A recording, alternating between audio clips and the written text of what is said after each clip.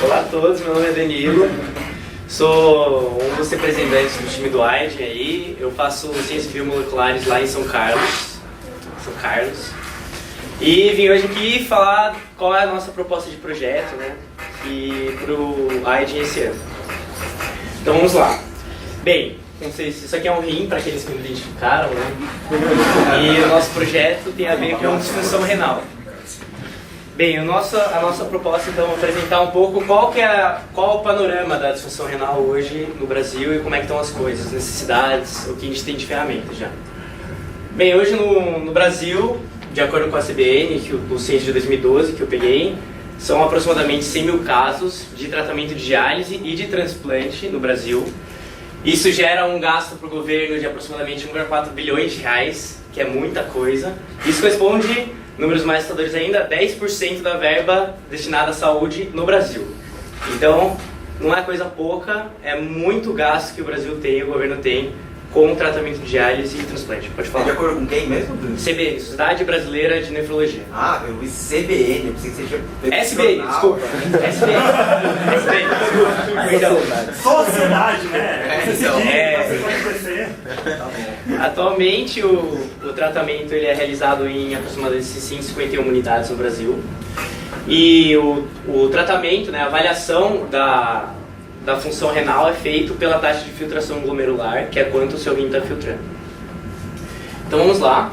Bem, o diagnóstico, as formas de diagnóstico que a gente tem hoje para essa taxa de filtração glomerular são basicamente você avaliar a concentração dessas moléculas aqui que estão escritas, a creatinina sérica, né, que é a concentração dela no sangue, o nitrogênio da ureia, né, que é presente na urina, e também a simples verificação de proteínas na urina, que aí já quer dizer que você está no estágio terminal, o seu rim já era.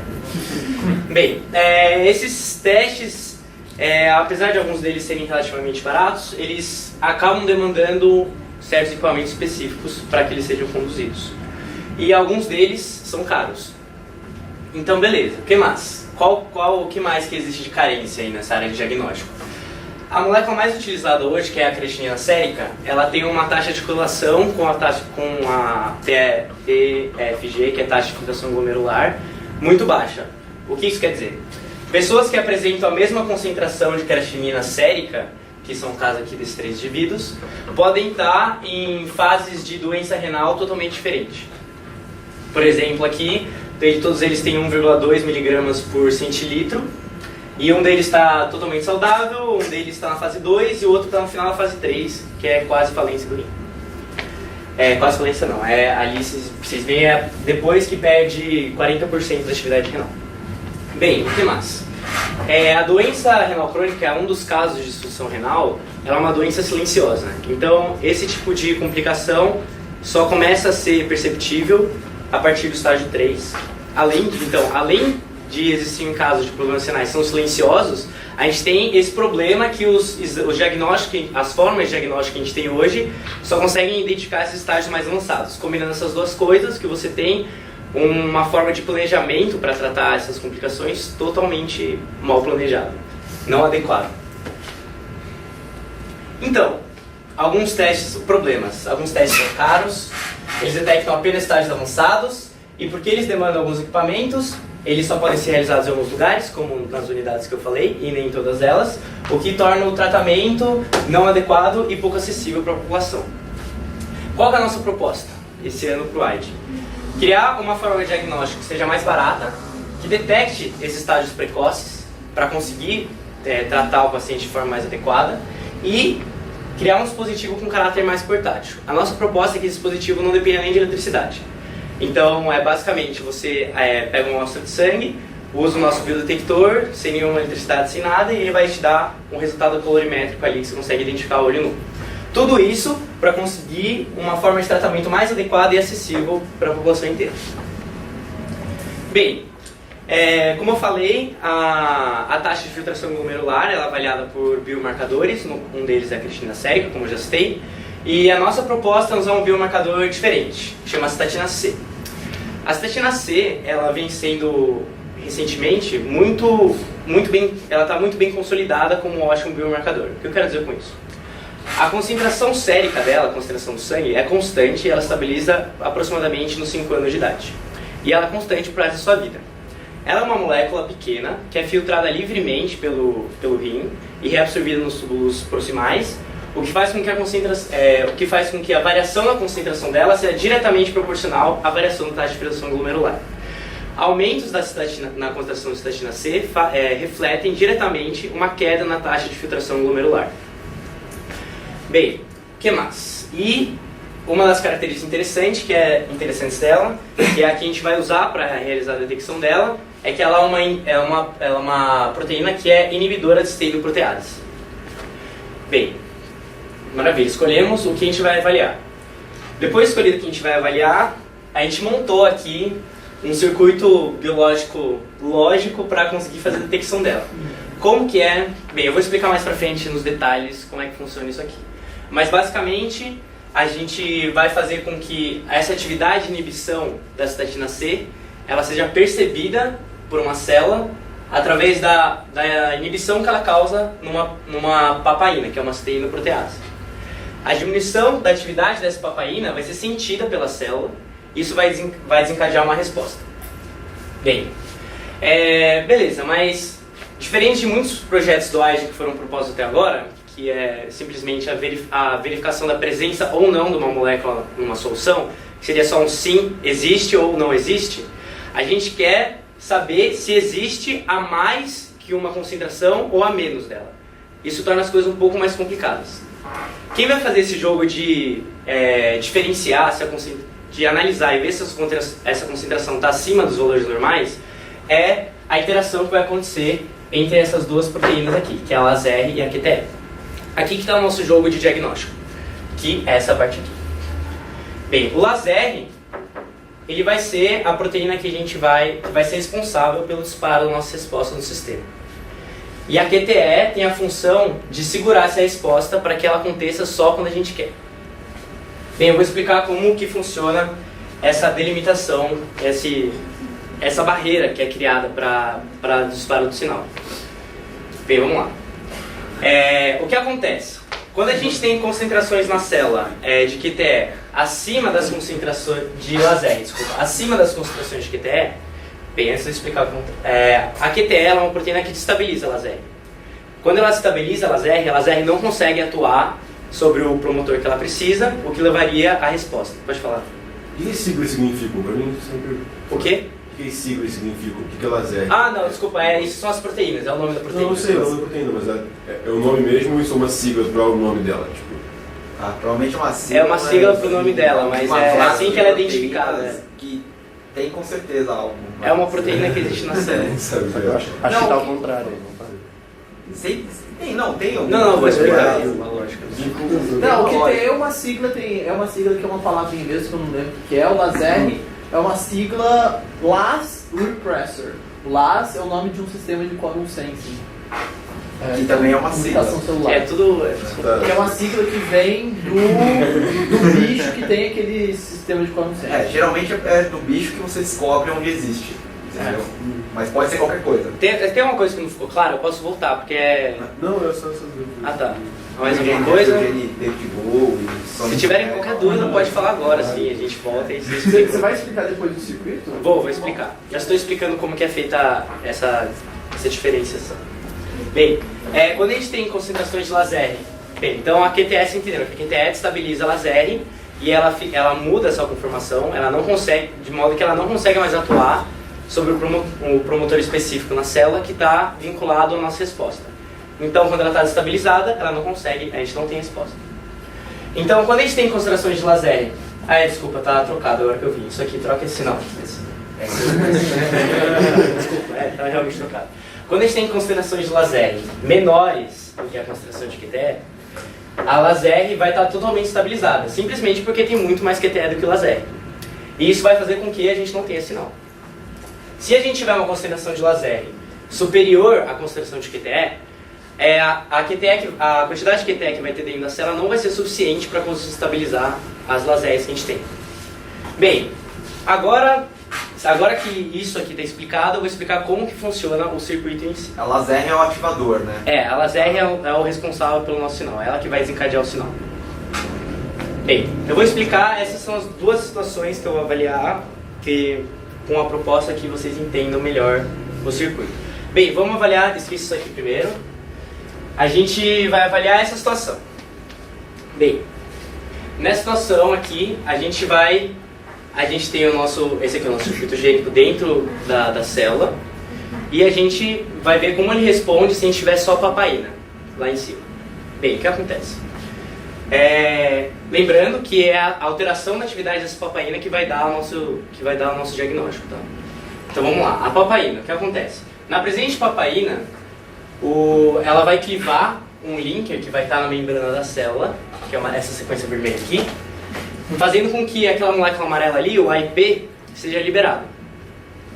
Esse AIP ele é sentido pela célula, se ligando ao receptor COM-D, e isso desencadeia a fosforilação de um sinalizador intracelular, que é o COM-E.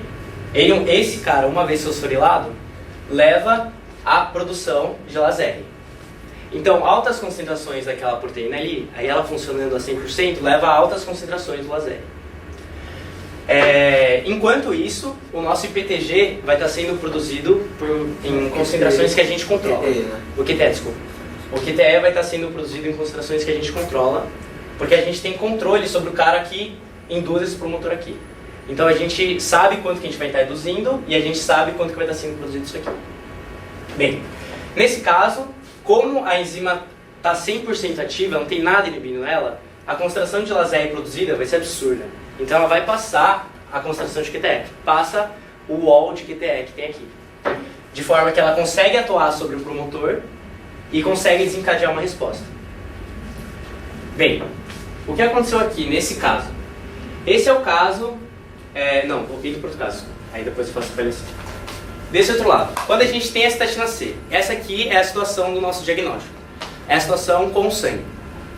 O que acontece? A estatina C presente do sangue, né?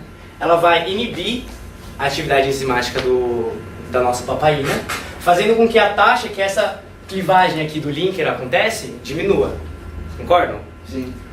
Bem, diminuindo isso, vai diminuir a quantidade de AIP liberado, que vai diminuir a quantidade que esse cara está sendo fosforilado, a taxa com que isso está acontecendo. Diminuiu isso, diminui a indução desse promotor, o que faz com que a gente tenha uma menor concentração de laser em relação a esse caso aqui. A gente quer o quê? A gente quer tunar o nosso sistema, a gente quer regular ele para o que tem que acontecer. Para que na situação que aquela concentração de estatina for alta, além do que é o normal, essa inibição que acontece leve a uma produção de laser que seja menor que a de QTE. E a gente quer que isso aconteça só nos casos que a estatina C esteja acima. Dúvidas? Você tá com o cara assim?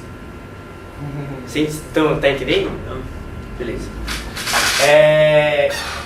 Então, e aí, como essa concentração de laser vai estar menor, a gente não vai ter a resposta justamente porque a concentração de QTE está superior.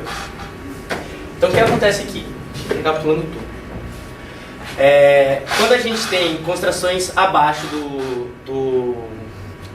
que estão a estatina C em concentrações adequadas do sangue ou menores, que também é normal, não tem problema, que não indica problemas no rim.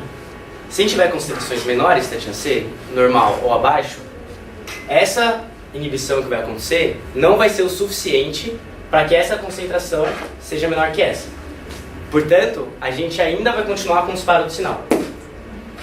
E quando a gente tem uma concentração acima, isso aqui vai ser baixo o suficiente, não passando pela concentração de QTE, e a gente não vai ter sinal. O que acontece aqui? Qual foi o nosso diagnóstico? Qual vai ser o nosso output? Se você tiver com o rim saudável, que é justamente a situação que eu falei, estatina normal ou abaixo, a gente vai ter um sinal amarelo. Então, se você faz o teste e dá amarelo, quer dizer que está bem. Concentração de estatina C adequada. Se você está com estatina C acima do normal, você leva a ausência do sinal. Então o que a gente está fazendo aqui é uma detecção negativa. A gente está dando só o aval. Você está bem, ou se a gente não tem o sinal, provavelmente você está com algum problema no rim, vai fazer testes mais refinados. Deu para entender a ideia? No caso, você vai manter uma concentração, uma ativação padrão para a produção de QTE. Isso, bem lembrado, não falei isso. Essa concentração aqui, esse é o limiar do nosso entre você estar saudável e possivelmente mal. Esse limiar que a gente vai controlar, essa barreira de expressão, está controlada aqui pelo QTE, que está sendo controlada pelo IPTG, que é a gente que controla. Então a gente tem o controle sobre essa barreira. E é isso que faz com que a gente consiga determinar ali. Esse é o nosso dedo no sistema. Bem, era isso que eu passei. Legal. Agora eu vou falar para vocês de como que é essa resposta aqui. Qual foi o sistema que a gente escolheu. Por enquanto, pode ser que isso venha a surgir algumas mudanças, mas por enquanto ele está assim. Gene Report, Output. Beleza. O nosso sistema de output, esse cara aqui, que vai ser induzido por laser, eu tive que fazer um desenho feio, desculpa. Então, ele funciona da seguinte maneira. O que o laser vai estar induzindo aqui, a produção, vai ser uma proteína que chama TEV, que é tabaco... É uma proteína... Você sabe o nome dela? É isso mesmo, tabaco... blá blá blá blá blá. Tabaco F. Tabaco F. Tá, mas ela é uma proteína com atividade... Uma enzima com atividade proteolítica. Ela quebra enzima. Quebra em sequências super específicas. Então... É isso aqui que a laser vai esperar a produção disso aqui. O que acontece? Esse TEV aqui... antes disso, eu vou explicar o que é essa parte aqui. Isso aqui vai estar sendo produzido constitutivamente. Isso aqui é uma proteína quimera. É uma proteína que junta uma proteína fluorescente verde com uma proteína, o catecol 23-oxidase. Deixa eu ver como fica mais fácil explicar isso aqui. Tá. Vou explicar no decorrer e se tiverem alguma dúvida, vocês empatam. O laser, então, vai disparar a produção do TEV. O TEV vai clivar essa proteína quimera, liberando essa parte triangular aqui, esse monômero. Esse monômero, quando liberado, ele se junta com outros, formando tetrâmeros. E esse tetâmero é a forma ativa disso aqui. Isso aqui é só um pedaço da enzima. Quando ele se junta em 4, ele fica ativo. E essa proteína aqui, essa enzima aqui, ela consegue converter catecol num produto que tem uma coloração amarela forte. Esse cara aqui vai estar sendo produzido constitutivamente na célula. Ele vai estar sempre sendo produzido a taxas constantes dentro da célula. Então o que acontece? Quando a gente tem o disparo do laser produzindo e a produção do TEV, isso aqui vai estar pronto para ser clivado já. E essa reação aqui é muito rápida. Então, rapidamente, quando a gente tiver o TEV, isso aqui vai ser clivado, isso aqui tetrameriza rapidamente também, e o catecol a gente vai adicionar na nossa solução. A gente adiciona o catecol, e o catecol, isso aqui é tudo muito rápido, e vai ser essa etapa aqui da clivagem do catecol para o produto final, que vai ser basicamente o que vai demorar mais. Uma coisa legal, esse produto aqui, que vai ser o nosso output amarelo, além dele ser amarelo e ser fácil de identificar, ele é tóxico para a célula. Então, uma vez usado o nosso detector, a célula, o bicho morre. Então a gente não teria isso já abordaria problemas que a gente teria com biossegurança, que são coisas que são importantes na competição. E esse é um sistema muito rápido, ele foi feito um sistema construído pelo Imperial College no time de 2010 do Aiden.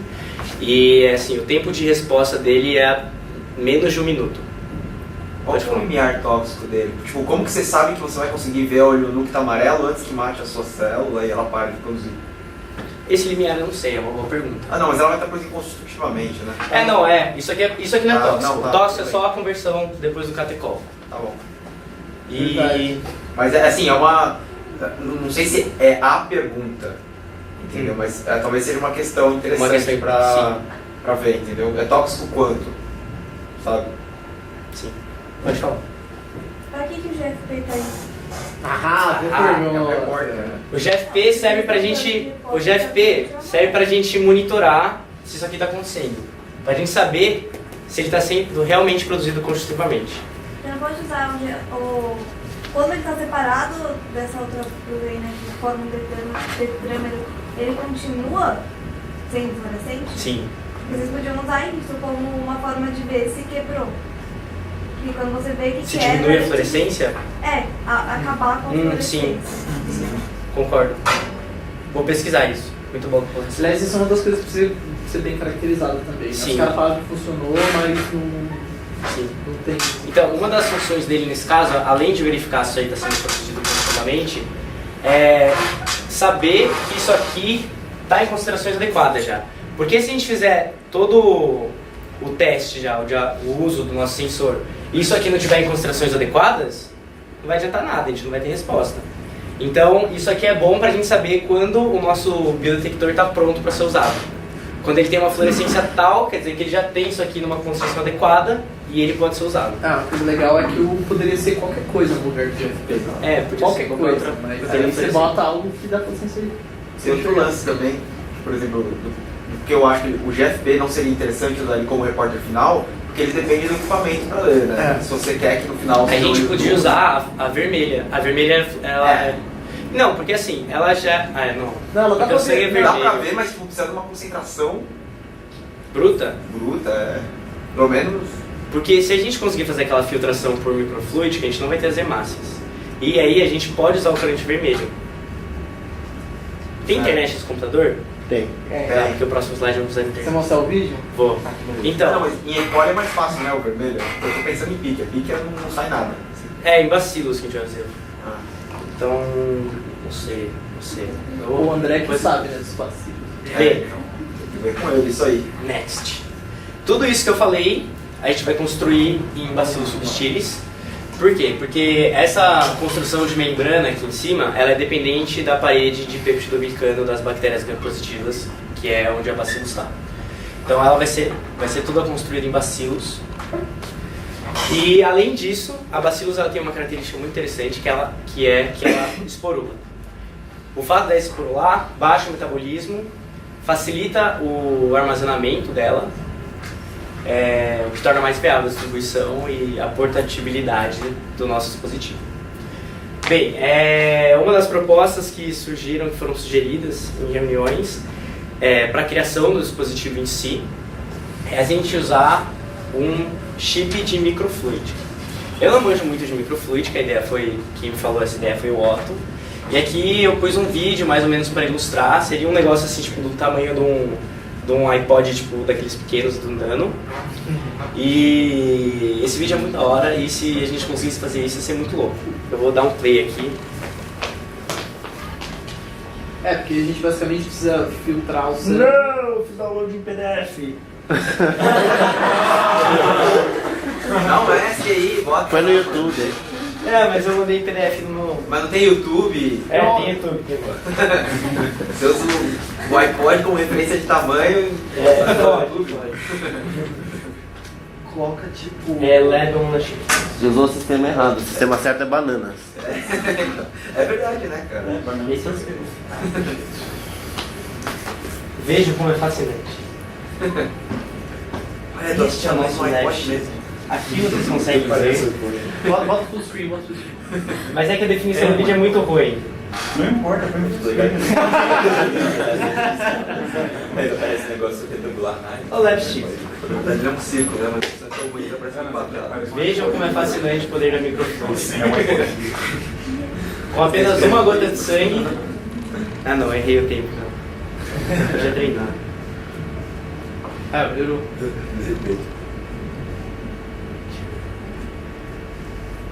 Behold. Já tem uma trilha sonora. Ó. Nesse caso, a nossa citosina C ela é só 120 resíduos, então ela passaria, ela não ficaria presa aqui as hemoglobinas e os glóbulos brancos. Passaria junto com essas coisas. Isso aí a gente vai ter que mudar, porque não é esse tipo de anticorpo, né, essas coisas que ligam. Mas a ideia é conseguir fazer num chip desse, o nosso dispositivo, que não dependa de eletricidade, e aí você pode pegar esse negócio e levar para qualquer lugar do mundo. Então, não precisa de hospital, você só precisa de alguém que consiga identificar amarelo. É isso que você precisa. E consiga tirar uma amostra de sangue. E consiga tirar uma amostra de sangue, viu? Porque eu já tentei e eu errei muito o meu dedo com a lanceta. E é isso, cara. Qual que é esse sistema de filtração? Então, eu não manjo. Alguém quer... Ele manja. Ninguém manja. Quem é que manja? É isso que eu quero saber. Quem que é o... É você? É você. Sem pressão, cara. Sem pressão. Esse sistema que você está mostrando é um pouco diferente do que o Otto falou comigo, inclusive, porque eu estou fazendo um trabalho que é um sistema de separação microfluídica de hemoglobina, mas é um método um pouco diferente. A ideia é você fazer com que as hemoglobinas elas não ficam paradas. E você faz com que partículas menores continuem, como você fez isso. Nesse vídeo é criado um obstáculo. Isso é verdade. O que na verdade não funciona muito bem para hemoglobinas, porque elas não são esféricas. Funciona bem quando você trabalha com partículas esféricas, você conhece bem as dimensões dela. Quando a dimensão máxima é muito diferente da dimensão mínima, você depende da condição geométrica com que ela vai entrar no processo. Concordo. Mas uma solução para isso é você tentar criar... você faz uma altura controlada para o dispositivo. A hemoglobina, se não me engano, é de 2 micrômetros. Entendi, é tipo um canal, tipo uma... Isso. Estreita. Ela tem uma... Ela não consegue entortar para entrar no buraco. Exatamente. Ela Ela tem uma espessura média de 2 micrômetros. Então, se você cria se você faz com que o chip tenha uma altura de 3 micrômetros, ela não vai conseguir entortar. Aí você consegue forçar ela a ficar chapada, e aí você põe pilares passados em 5 micrômetros, porque ela tem 8 micrômetros de diâmetro. E aí você consegue fazer ela parar, porque ela fica essa bolachinha parada. Da hora. Tô falando das hemácias. Tô falando de hemácia. Sim. Você não me cabeça também o diâmetro dos linfócitos e das outras coisas? Não. Eu tenho hemoglobina. Mas sensacional. Essa seria uma solução. Mas tem alguns problemas aí, porque...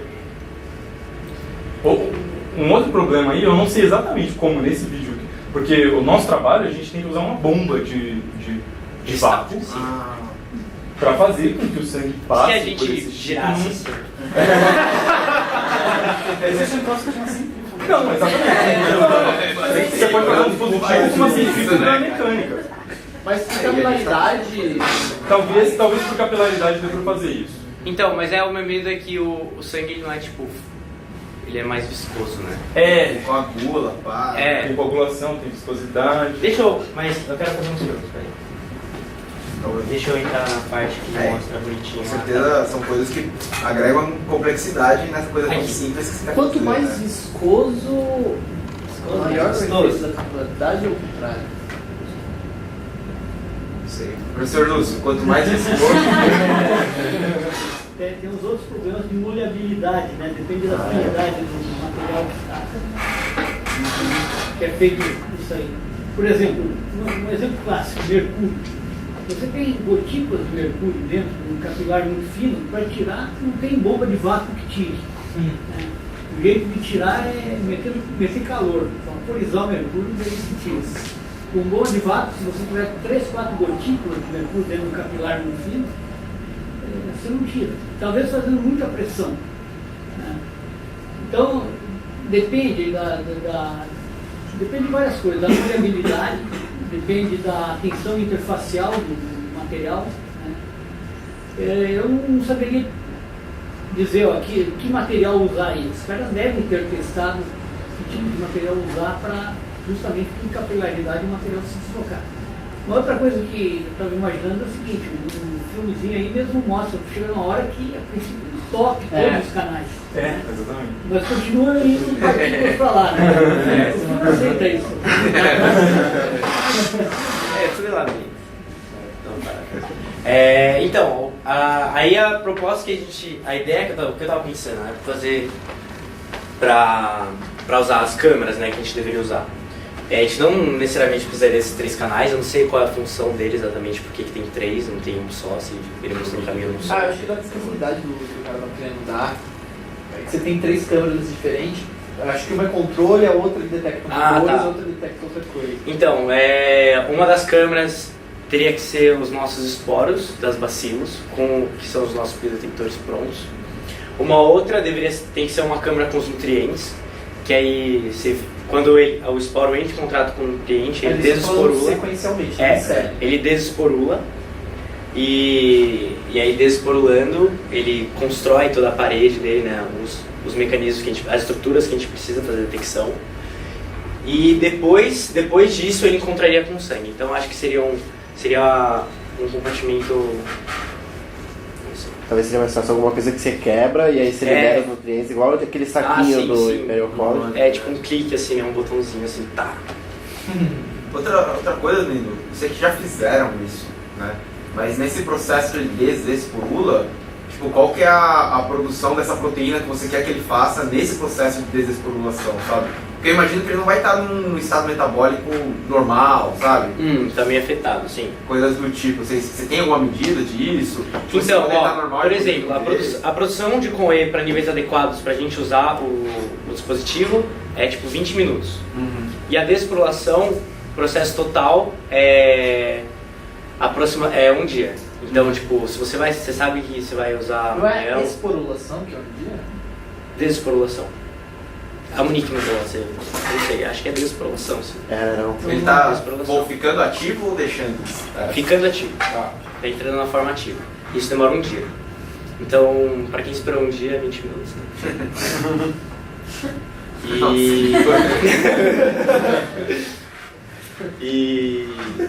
Tem alguma colocação? Não, é isso. Perguntas, dúvidas, sugestões? Acabou? Xingamentos? É isso que eu tinha falado. Não é muito a ideia, assim, o que falta agora, né? Esse é o nosso modelo teórico. Agora a gente acabou de conseguir pagar a inscrição dessa maldita aí. Crowdfunding, cara. 9 mil, quase 10 mil reais da sociedade. Foi foda. E faltam chegar as partes pra gente começar a construir esse negócio. A gente tem algumas partes que a gente tem no passado, que o pessoal daqui cedeu pra gente, para começar a trabalhar, mas algumas partes que não estavam no estoque, algumas que a gente vai pedir lá pro pessoal do Imperial College, que montou um negócio semelhante. A gente tem que esperar tudo isso chegar, mas está tudo engatilhado, assim, os laboratórios, as pessoas, está todo mundo coçando assim para começar. Quais são por exemplo, talvez essa pergunta mais para quem não esteja envolvido com o projeto, enfim, mas quais são os experimentos que vocês estão planejando fazer, quais são as etapas? Assim, até chegar no sistema final. Assim. Então, a competição, além da construção, uma coisa muito importante é a caracterização das coisas que a gente está fazendo. Então, como que a gente... Deixa eu voltar nos slides. Não é slide. Eu fechei aqui, ó? Não, tá aí. Qual que é o botão? Você pode voltar barra, visualizar full screen. Visualizar, modo tela cheia. Então tá, o que a gente vai ter que... Qual que é o... Inclusive a gente estava discutindo isso aqui antes, né? O que a gente vai ter que fazer? Como que vai se dar essa construção? A gente vai ter que construir parte a parte, a gente vai ter que transformar esse cara aqui, construir esse cara junto com esse cara, para conseguir avaliar essa interação desses dois. Depois disso a gente vai tentar acoplar com a produção do Gene Reporter, que não precisa ser o sistema final, a gente pode pôr uma outra coisa para avaliar se está funcionando ou não. Aí depois junta, a gente vai construindo partes nesse caso aqui a gente constrói ela junta já, porque a gente quer avaliar a interação logo que der. Mas a gente vai construindo partes pequenas, e aí juntando de 2 em 2, caracteriza um, caracteriza outro. Junta, caracteriza o conjunto. Caracteriza outras duas separadas, junta, caracteriza. Junta essas duas partes maiores, caracteriza. Então vai ser uma construção modular e uma caracterização modular também. Para isso a gente vai ter que ter diferentes linhagens de bactérias, no caso. Quantos laboratórios estão nisso? Para fazer essas caracterizações? Para fazer, a gente estamos com 3 laboratórios na USP em São Carlos. Para a construção a gente tem 2 na USP em São Carlos. Um terceiro que dá para fazer as caracterizações. Na UFSCar a gente está com, que é a Federal de São Carlos, a gente está com mais um laboratório. Está pelado, mas os equipamentos que a gente vai precisar, provavelmente eles conseguem, não sei em quanto tempo. Tem o laboratório de Unesp Araraquara também, que o cara é super capacitado, trabalhou com vocês, o cara é foda. Mas o pessoal, os 2 laboratórios que tem lá em São Carlos, na física, o pessoal que mexe com isso aqui assim, transformação, clonagem, PCR, tudo o tempo todo. É o que eles fazem há 3 anos já.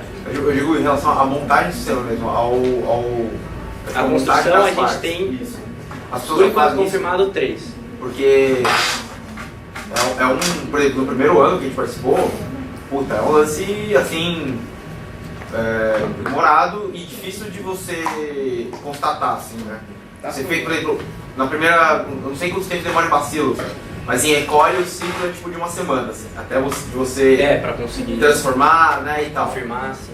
E às A gente vezes vai construir em E. coli, né? E depois de construído tudo em E. coli, que é mais fácil, a gente vai passar ele para bacilos. E a nossa estratégia também foi fazer 2 a 2, né? Tudo bem que naquela época era só um laboratório com gente que não sabia o que estava fazendo, entendeu? Né? Mas foi preocupante pra gente, entendeu? Então, quanto antes começar, melhor, entendeu? Sim. Se já tiver alguma parte que, cara, vocês já puderem unir, estabelecer uma linhagem aí, porra, façam. Com certeza. Acho até que a gente tá demorando demais pra começar esse negócio. Sem começar, tipo, hoje. Semana que vem, assim, sem brincadeira. Porque vai demorar muito. Quando é esse ano? Então, a data do Jamboree ainda não foi definida lá no site, mas provavelmente vai ser final de outubro, começo de novembro. O Jamboree está definido desde o ano passado. Então o Jamboree. O Jamboree já tá definido. Isso não vai. Então, aqui eu vi lá no site, estava escrito to be Então ele estava definido, só se eles indefiniram. É definido. Não, isso tem que ser um lugar enorme. Então, e tem que ver a Week Freeze. Antes do Jamboree, a Week Freeze, né? Que é o que interessa, tipo, quando vocês vão poder contar o que vocês fizeram ou não, entendeu? Tá tudo, a última data que tem confirmada é a data final para pagar a inscrição, é a única que tem. E as outras tá tudo to be announced lá. Bem, é isso. Isso, cara. Espero que...